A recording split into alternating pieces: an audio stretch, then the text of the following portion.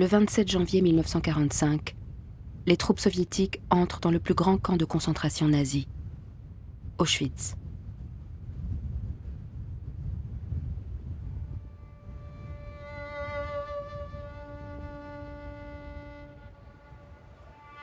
Dans ces lieux abandonnés de toute surveillance, les soldats découvrent les derniers survivants, des charniers à ciel ouvert, et les traces d'un massacre à une échelle industrielle jusqu'alors inconnue.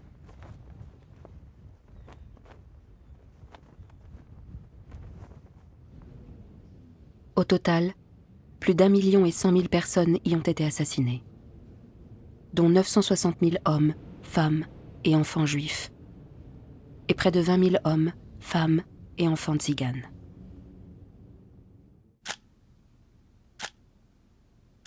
Ces hommes et ces femmes ont été enregistrés comme prisonniers politiques, asociaux, criminels, homosexuels, tziganes, témoins de Jéhovah, ou pour l'immense majorité, juifs. Seuls les juifs étaient envoyés à Auschwitz pour y être assassinés dès leur arrivée. Mais une infime minorité d'entre eux a été sélectionnée pour le travail forcé. 44 survivants, déportés parce que juifs, ont raconté. Pour moi, ce qui est important de dire et de redire, c'est combien, lorsque nous étions au camp, pour chacune d'entre nous, c'était important d'espérer, de penser que certaines rentreraient et parleraient et témoigneraient. On parle souvent du devoir de mémoire. Pour ma part, c'est une expression que je n'aime pas beaucoup. C'est un besoin par les mémoires. Mais en ce qui nous concerne, nous, c'est un devoir de transmission que nous avons. Parce que nous l'avons promis. Toujours nous disions, il faut qu'on sache. Il faut qu'on sache comment ça s'est passé. Il faut qu'on sache tout.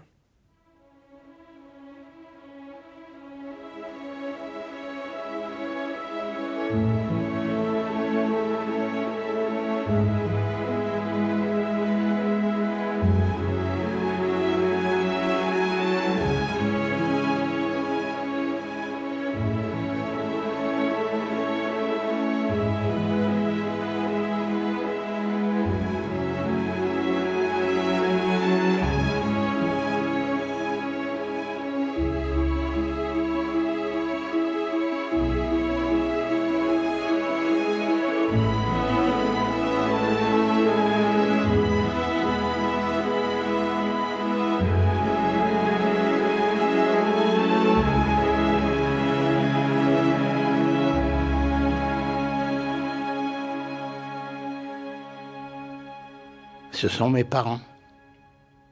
Alors, mon père, son prénom, c'était Samuel Lerrer, bien sûr, puisque c'est lui qui m'a donné ce nom. Et ma mère s'appelait de son prénom de jeune fille Rosenfeld et de son prénom Mali, M-A-L-Y. Cette photo est une photo de famille, de vacances, chez mon grand-père et chez ma grand-mère, que vous voyez là. Moi, j'ai environ 2 ans, je suis sur les genoux de ma mère. À côté de moi, assise ma sœur, qui est plus âgée de moi de 5 ans, et mon frère aîné, qui est là derrière, qui est lycéen à Lodz. Ça, c'est ma mère. C'est l'héroïne. Pour moi, c'est un modèle. Très courageuse, un esprit très vif. Elle faisait de très bons gâteaux. Je la vois encore tous les jeudis soirs en Alsace faire la pâte pour le week-end, pour Shabbat. Alors ça, ce sont mes parents qui m'attendaient. Pour envoyer à leurs parents en Pologne, ils ont fait cette photo pour montrer comment que ma mère était enceinte, elle me portait. Voilà, ça, c'était une joie pour eux.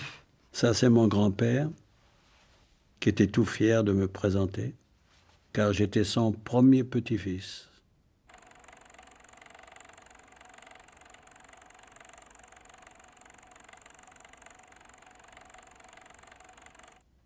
Quand j'étais tout petite, je voulais toujours jouer le violoncelle. Alors j'ai pris un balai d'enfants et un peigne. Et voilà, c'est des chansons d'enfants. Et j'étais assise et j'ai chanté et j'ai gratté sur le balai. Alors, c'était évident que je veux jouer le violoncelle. Ça, c'est des photos heureuses au bord de la mer, quand tout est encore bien, à Blankenberg. Vous connaissez Blankenberg? Mon fils m'a fait passer là-bas. C'est pas loin d'Ostende.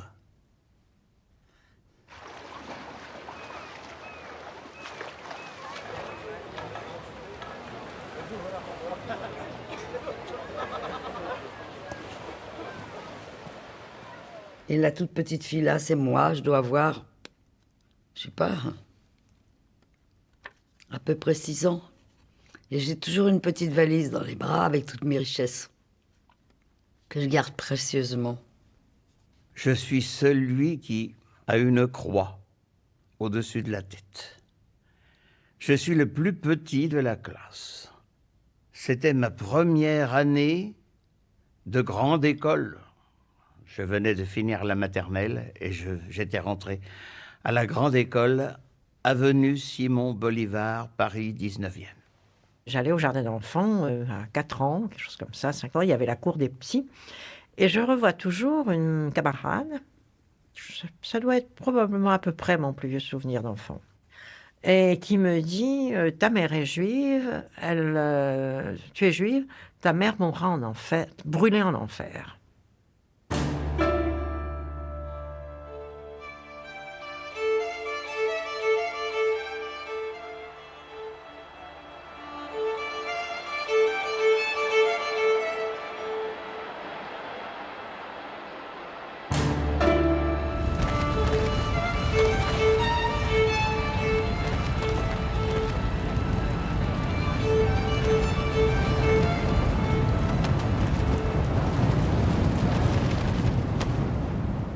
Je n'ai jamais eu le sentiment, à Berlin, jusqu'à l'arrivée d'Hitler, d'avoir souffert de l'antisémitisme.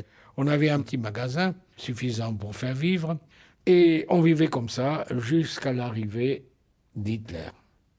Ensuite, tout juif devait marquer sur son magasin Jude, etc. Et pour orner le tout et faire un peu plus convivial, il y avait en permanence des SA devant nos magasins avec des grandes affiches où il y avait écrit « Deutsches Mädel, deutsche Frau, kauf nicht bei der Judensau ». Femme allemande, fille allemande, n'achète pas chez ce truie de juifs. Arrive un de ces autobus ouverts. Vous avez peut-être vu dans les actualités anciennes, des autobus sans toit, avec une dizaine, une douzaine, une quinzaine, est-ce que je sais de ces SA qui descendent, qui sortent mon père dans la rue et commencent à le battre, le piétiner. Il saignait de partout. Et moi, j'en ai honte. Je ne suis pas intervenu, j'ai resté dans le coin. Je chialais, je criais, mais je ne suis pas intervenu. Un vrai homme s'est jeté sur ces salauds, les barbares. Entre les jambes, non, je ne l'ai pas fait. Vous aviez 5 ans. Hein? Et vous aviez 5 ans. 5 ans. Voilà, c'est moi à Berlin, juste le jour où on m'a apporté un bon violoncelle. C'était mon premier bon violoncelle. C'est pris en 1938, juste avant Kristallnacht.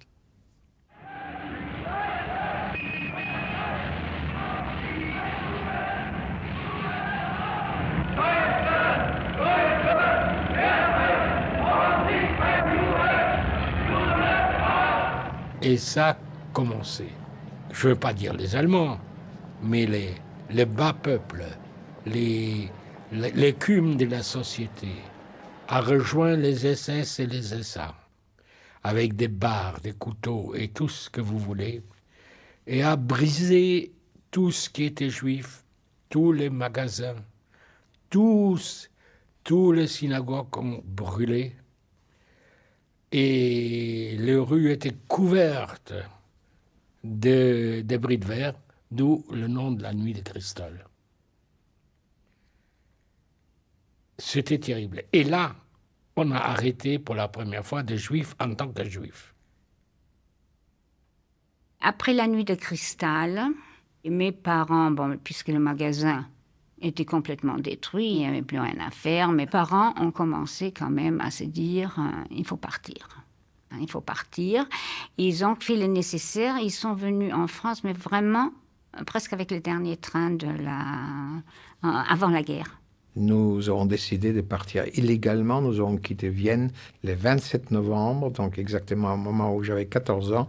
On a fermé tout simplement la porte à clé et nous sommes partis, les mains dans les poches, via Cologne et Aix-la-Chapelle pour traverser la frontière belge.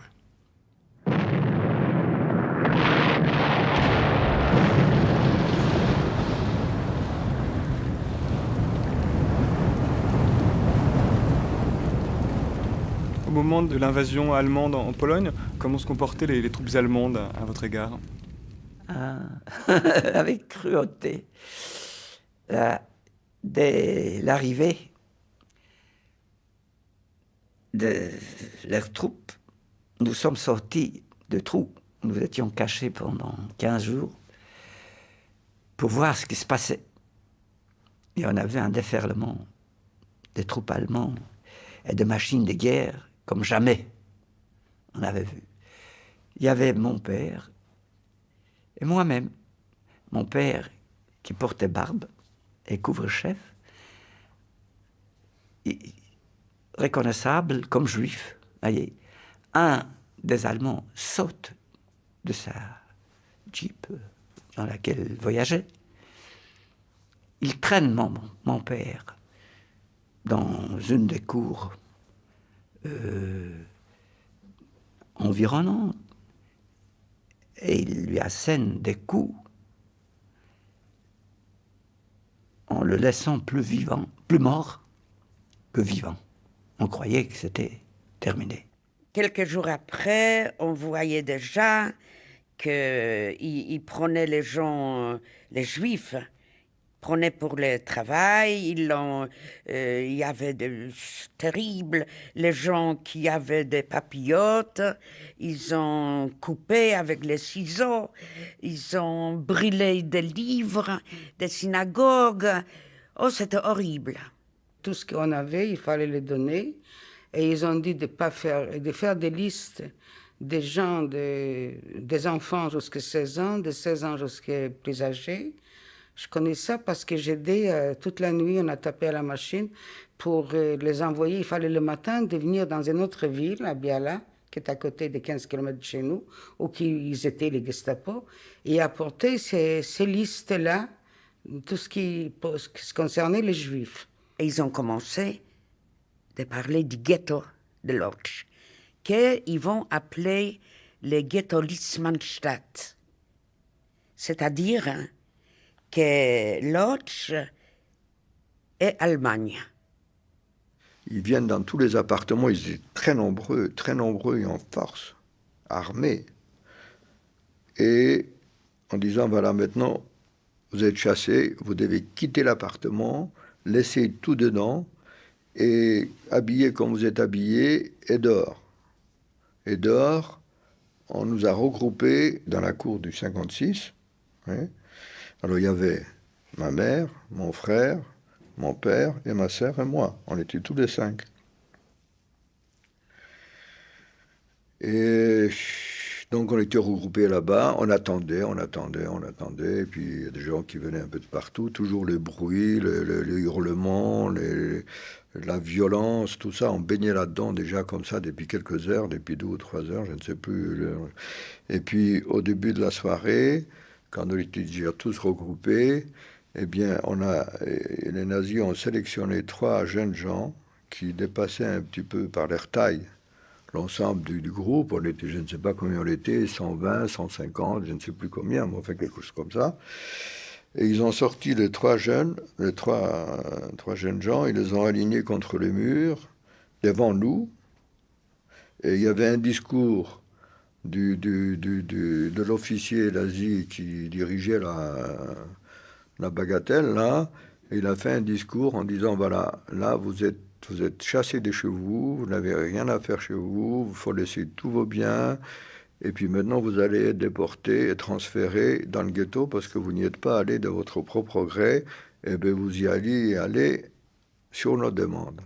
Et je vous signale que si vous manifestez la moindre opposition, si vous manifestez le moindre geste et le moindre tentative de résistance, il va vous arriver ce qui va arriver là. Et on les a fusillés tous les trois. Comme ça. Froidement. Devant nous. Devant ma mère, qui a assisté à l'assassinat de son fils. Ce qu'il faut dire que parmi les 3 jeunes, il y avait votre frère Abraham. Exactement.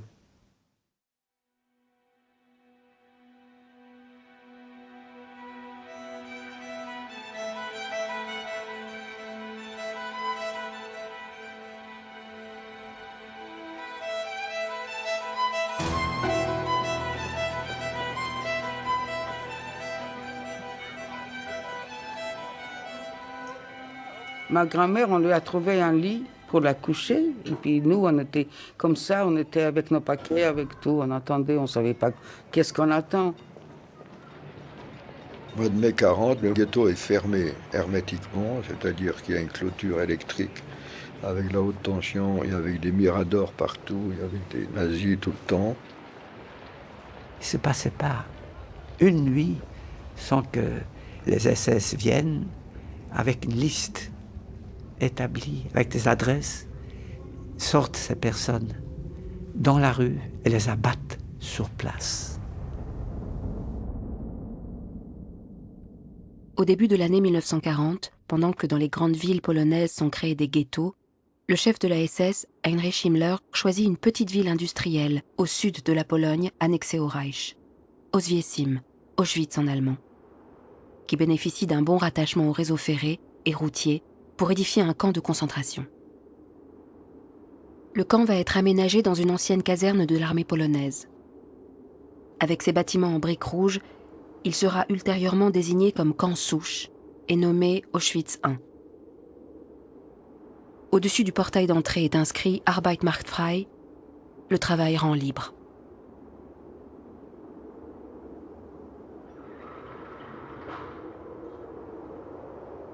Les premiers détenus, d'abord des opposants politiques polonais, socialistes ou communistes pour la plupart, y arrivent fin mai 1940. Ils seront plus de 10 000 quelques mois plus tard. C'est là qu'aura lieu la première expérimentation du gaz toxique Zyklon B. Y seront assassinés des prisonniers de guerre soviétiques, des détenus polonais malades et les premiers juifs jugés inaptes au travail.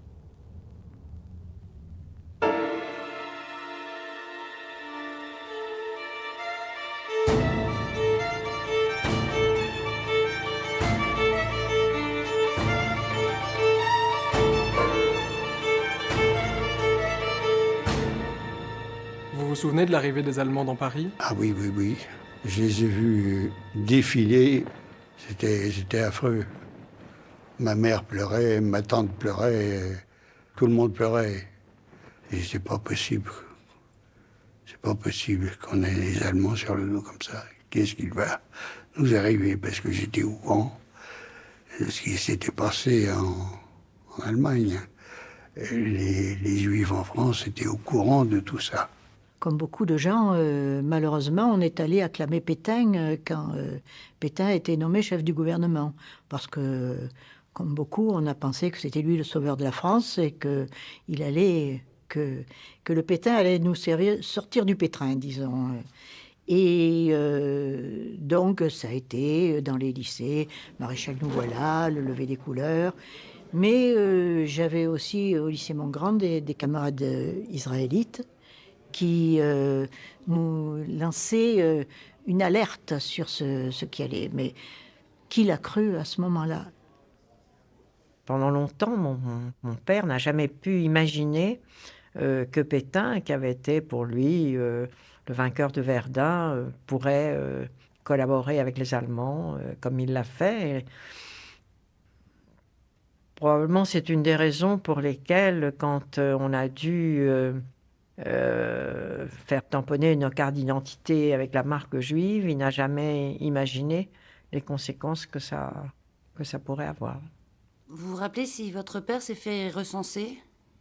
S'il s'est rendu? Obligatoirement, il est allé, comme tout le monde, moi-même, je suis allé au commissariat recenser. Moi-même, j'ai eu droit au tampon juif sur ma carte d'identité.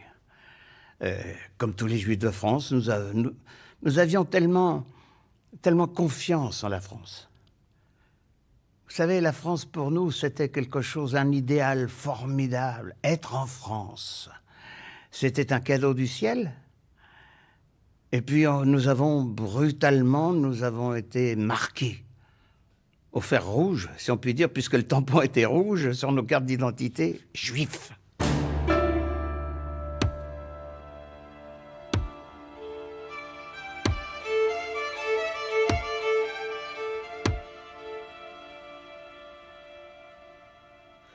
Ben voilà, ça c'est l'étoile jaune, l'étoile de David, qu'on était obligé d'acheter, de payer et de mettre. Voilà. Et lorsqu'on était arrêté dans la rue par des policiers français, par des flics français, avec leurs crayons, ils essayaient de passer entre les points pour voir si les points étaient assez rapprochés et si on ne pouvait pas enlever donc, cette étoile rapidement. Lorsque vous avez dû porter l'étoile jaune, vous vous souvenez? Oui. J'étais pas fière. J'ai pleuré. Quand j'étais à l'école, je savais pas si je devais le cacher ou pas. Je l'ai pas caché. On me regardait. Alors, à un moment donné, j'en ai eu marre qu'on me regarde comme une... J'ai fait, écoutez, les amis qui sont restés, qui étaient amis avec moi, si elle veut rester amie, qu'elle reste. Si elle veut pas, qu'elle parte. Lorsqu'on nous a donné l'étoile en France, eh bien, je l'avais gentiment découpée. Je faisais déjà un peu la couture. J'ai cousu sur mon vêtement et je suis sortie me promener à Lens. Je sais pas pourquoi. Je suis pas ni provocatrice, ni une héroïne que je veux dire, bon, ben, ça va, j'y vais. Mais c'est comme ça. Je n'ai jamais eu honte. Jamais. Et je n'aurai jamais honte de dire que je suis juif. Progressivement, les Juifs de toute l'Europe occupée doivent porter un signe distinctif.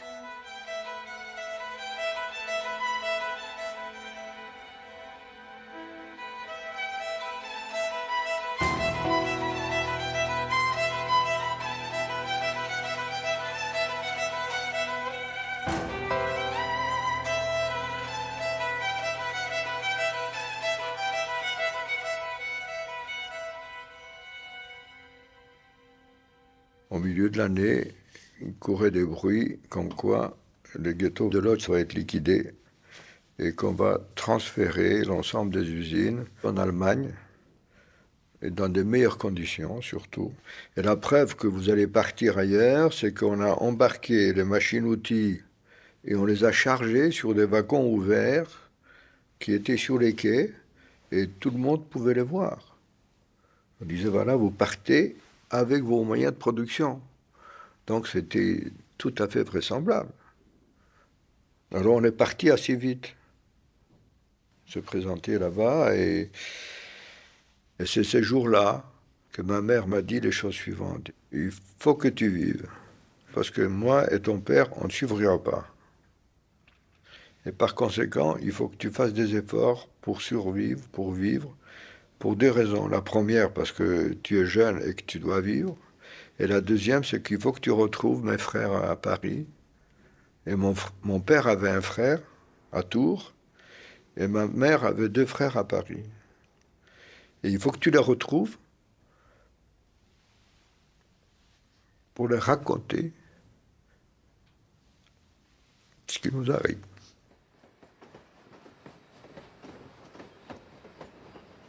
À partir de 1942, plus de 900 000 Juifs enfermés dans les ghettos sont envoyés dans des centres de mise à mort construits à travers l'ancien territoire polonais. À Auschwitz, Himmler avait décidé dès l'automne 1941 de passer d'une population carcérale de 10 000 à plus de 100 000 détenus. Les usines allemandes, d'armement ou chimiques, implantées dans la région, avaient besoin de main-d'œuvre. Il avait donc fallu élargir la surface du camp. À 3 km au nord-ouest d'Auschwitz I, les habitants du village de Brzezinka, Birkenau en allemand, avaient été expulsés par les SS et leurs maisons entièrement rasées. Les prisonniers soviétiques d'Auschwitz I avaient commencé la construction du premier secteur du nouveau camp, Auschwitz II, appelé aussi Birkenau.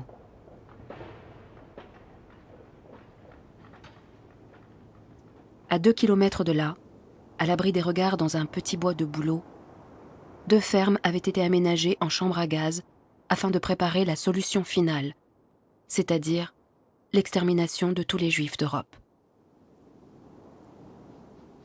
Le premier convoi de déportés juifs arrivera de Slovaquie le 26 mars 1942.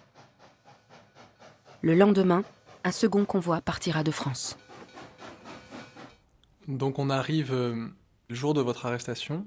Alors la petite sœur, le 20 août 41, elle a été au boulanger acheter quelques pains. Et puis elle nous a prévenu, on arrête les hommes. Alors j'ai pris mon vélo, je suis passé dans la rue du Pasteur Wagner, là, puis arrivé à la limite du boulevard Beaumarchais, là, les flics m'ont demandé les papiers. J'étais en short, en espadrille et un tricot de corps. J'étais arrêté comme ça. Quand j'ai montré ma carte, « Ah, t'es juif, toi. Bon, tu vas laisser ton vélo là, en coin, et puis tu vois le car là-bas. Tu vas aller dans le car. » J'ai laissé mon vélo là. Je suis monté dans le car. Quand le car, il y a eu 6 personnes, je crois, ils nous ont emmenés au commissariat de police de l'avenue Parmentier. Et voilà.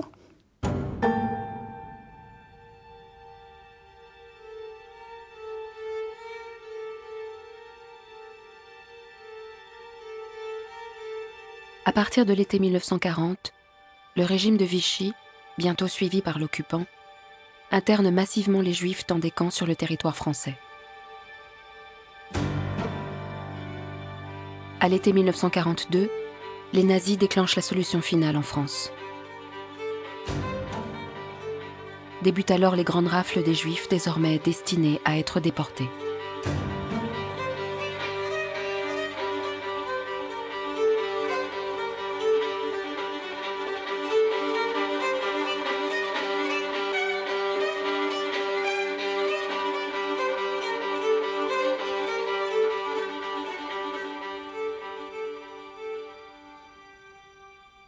On a pris ma mère, mon petit frère et moi.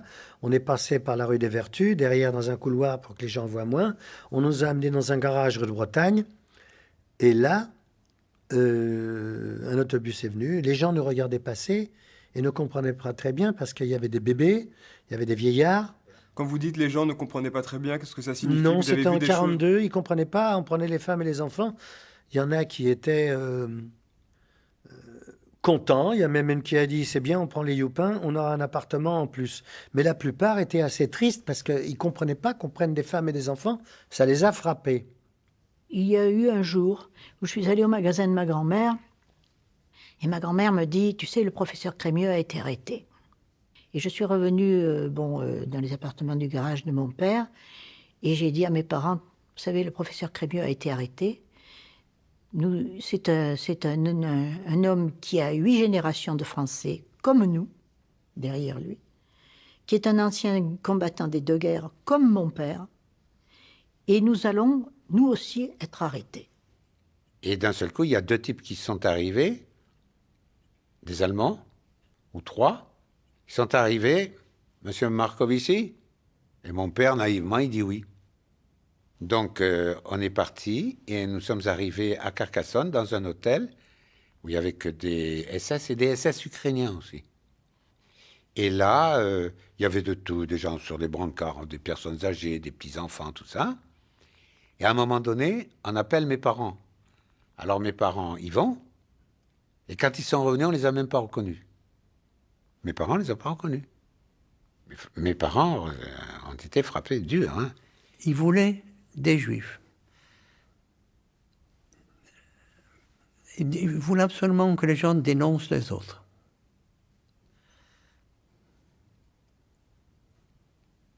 Et de là, on a subi aussi ce qu'on appelait la baignoire à ce moment-là. C'est une planche, on faisait basculer dans l'eau.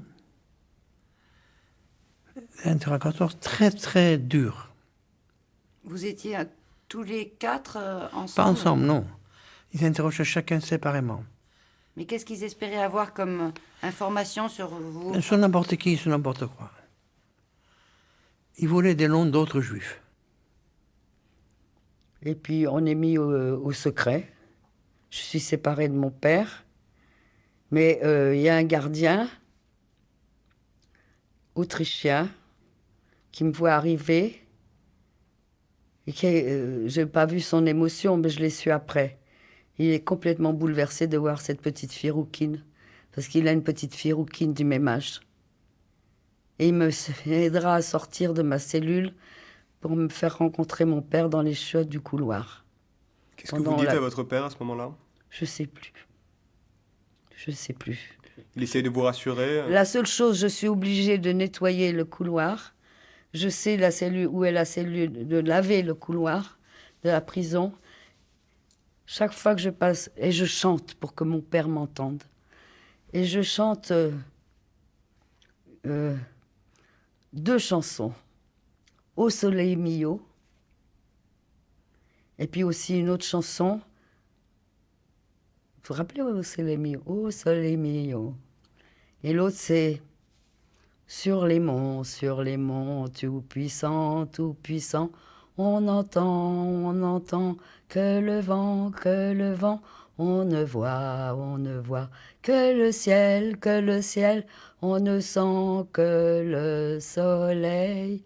Au revoir, au revoir, au revoir, au revoir, nous allons chercher le vent, la route est longue, etc. Et je chante pour qu'ils sachent que c'est moi. Et après, on nous a réunis pour partir à Paris. Et là, toutes les familles se réunissaient. Mon frère est arrivé et mon papa n'était pas là. Alors j'ai dit, mais c'est pas possible, comment ça se fait? Et maman était dans un état déjà vraiment une douleur terrible, dans un état catastrophique. Et il me dit, c'est rien, votre papa, il va vous rejoindre, Drancy, il va vous rejoindre. Drancy, c'est une grande cour bordée de maisons à 4 étages. Les pièces n'étaient... Bon, elles étaient là, mais encore avec du sable, des parpaings et pas de fenêtres, rien de tout ça. C'était pas terminé. Un interrogatoire très minutieux, du nom des parents, date de naissance, le nom de la grand-mère, le nom du grand-père. Ça, c'est un reçu qu'on a eu, et une somme de 3 915 francs qu'on avait encore sur nous. Ils nous l'ont pris. C'est le chef de la police du camp qui nous a donné ça, qui a donné ça à mon père. Il n'y avait pas de toilette, il n'y avait rien. On dormait par terre, on était à 30 dans une chambre, par terre. Des fois, il y avait de la paille, des fois, il n'y avait pas de paille. On dormait par terre. On avait nos vêtements qu'on avait quand on est arrivé, c'est toujours les mêmes vêtements. C'est-à-dire que je n'ai pas changé de vêtements pendant 3 mois. J'avais pas d'autres. 250 grammes de pain et une soupe, il n'y avait rien. Quelques navets dedans, quelques rutabagas. Et moi, dans mon bloc, ils donnaient 2 morceaux de sucre, chose qu'ils n'ont pas dans tous les blocs. Et c'était juste de quoi...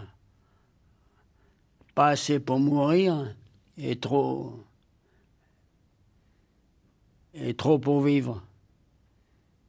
Des femmes qui deviennent hystériques, qui ne savent plus où ils en sont, des couples, des jeunes gens qui s'accouplent en présence des tiers, de désespoir, mais qui veulent encore saisir cette unique occasion pour s'accoupler, pour sentir un peu d'affection, un peu de chaleur, une chaleur humaine.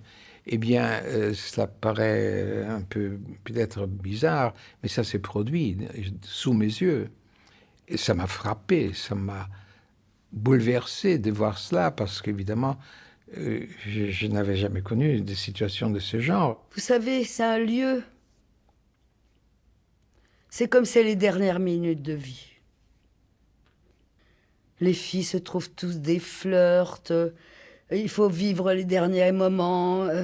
Et moi, je suis une gamine qui trouve pas... je sais même pas... Je sais rien. Je sais même pas si je savais déjà comment on faisait les enfants. Une jeune fille, bon, je m'excuse de parler de ça, mais c'est comme ça, qui s'était amourachée de moi aussi et qui, à la veille de sa déportation, m'avait fait parvenir un petit papier. Demain, nous serons déportés, je ne sais plus quel mot on utilisait. Demain, nous partons. Je voudrais passer la nuit avec toi. C'est des chalis, hein, il ne faut pas oublier. Hein. Je suis allé dans sa salle et je lui ai dit, vraiment, je suis navré, mais je ne peux pas répondre à ta demande. Moi, je reste fidèle. Je l'ai prise dans mes bras, je l'ai embrassée sur les 2 joues, hein, voilà. C'est épouvantable quand j'y pense.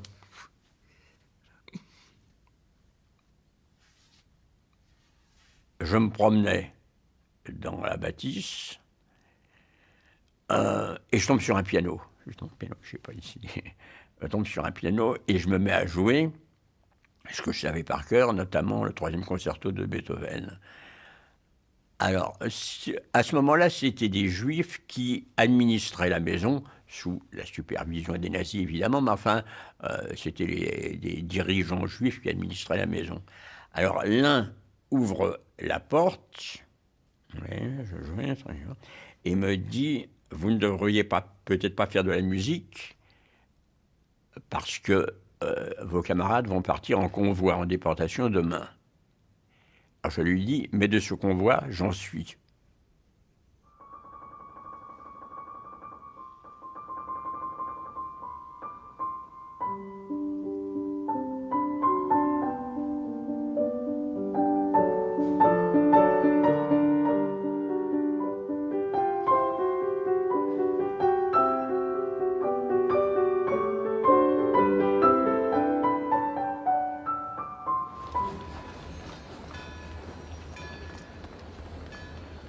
À partir de 1942, des Juifs de toute l'Europe occupée sont déportés vers Auschwitz.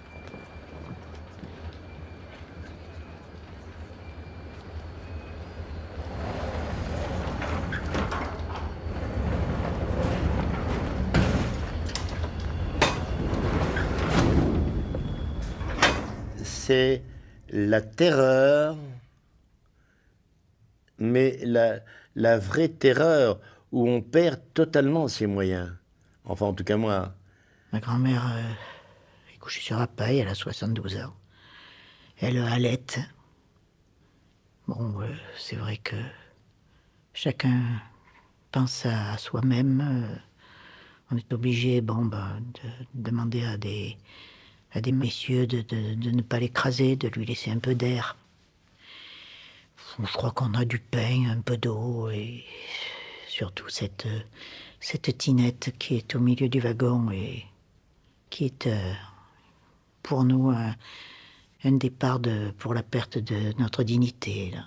Obligé de se soulager quand il s'agit que des urines, ce n'est pas grave. Après tout, on mouille son pantalon. Mais lorsqu'il s'agit du reste, eh ben tant pis. Ça coule le long des jambes. Et lorsqu'il y a 110 personnes qui en faut autant,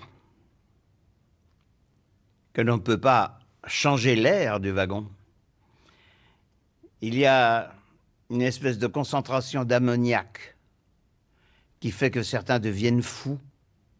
Ils veulent sortir. Ils veulent simplement sortir. C'est tout ce qu'ils demandent. Je veux sortir.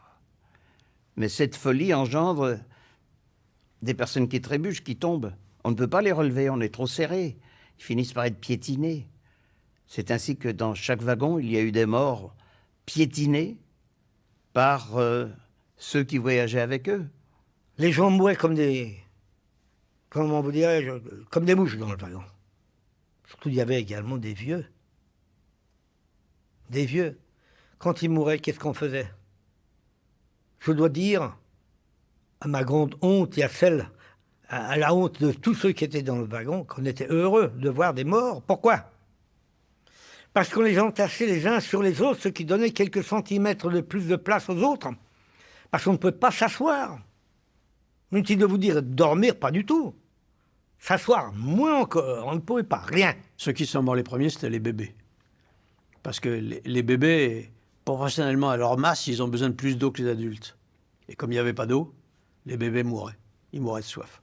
Et il y avait une gosse, je sais aussi, je me souviens, une petite fille qui pouvait avoir 7 ans, 8 ans, qui tenait dans ses bras un poupée.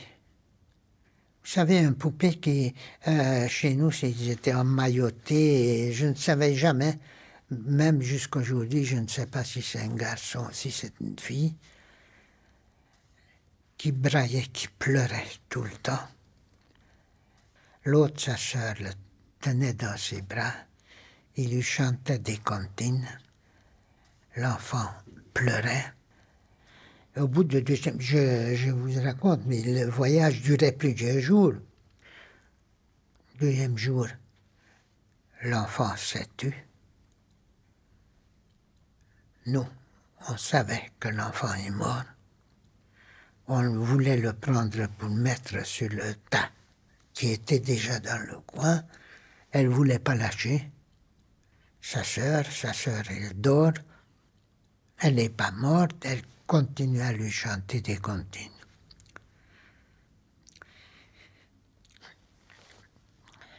Je suis sûr qu'elle est arrivée à Auschwitz en tenant ce petit mort dans ses bras.